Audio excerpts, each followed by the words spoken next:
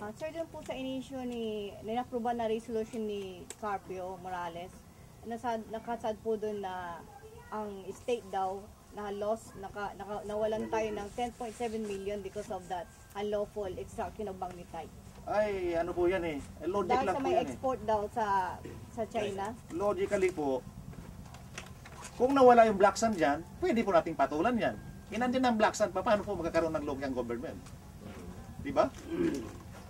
Simple lang naman, diba?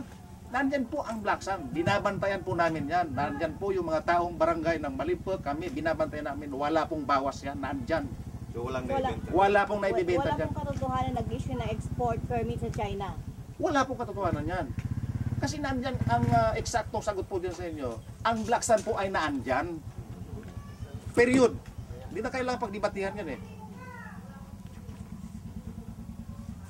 Diba?